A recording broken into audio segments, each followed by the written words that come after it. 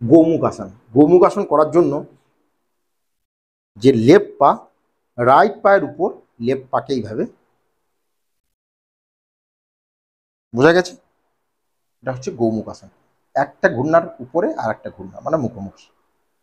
এখন এই অবস্থায় তো শুরুর দিকে আসা সম্ভব না। শুরুর দিকে আপনি যতটা পারবেন এই অবস্থায় হলে এই অবস্থায়, ধীরে ধীরে রেগুলার প্র্যাকটিস করার ফলে এই পা ধীরে ধীরে আসতে থাকবে। ধীরে ধীরে রেগুলার প্র্যাকটিস করবেন, আপনাকে প্র্যাকটিস করতে হবে। ধীরে ধীরে এই অবস্থায় মেরুদণ্ড স্ট্রেট। এখন যে পা উপর সেই হাত উপর, বোঝা গেছে? আমার লেফট পা উপর, আমার লেফট হাত উপর।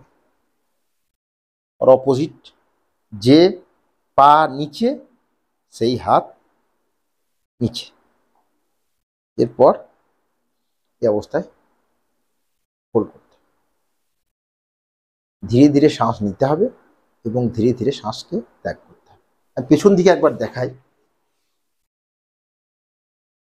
মানে শুরুর দিকেই আপনার হাত তো এইভাবে স্পর্শ করবে না, মানে আপনি এক অপরকে ধরতে পারবেন না। তো আপনি যতটা পারবেন, আপনার হাত যদি এই অবস্থায় থাকে, ধীরে ধীরে রেগুলার 1 মাস 2 মাস পর আপনি এইভাবে ধীরে ধীরে টাচ করবেন, তারপর এইভাবে ধরতে পারবেন। বোঝা গেছে?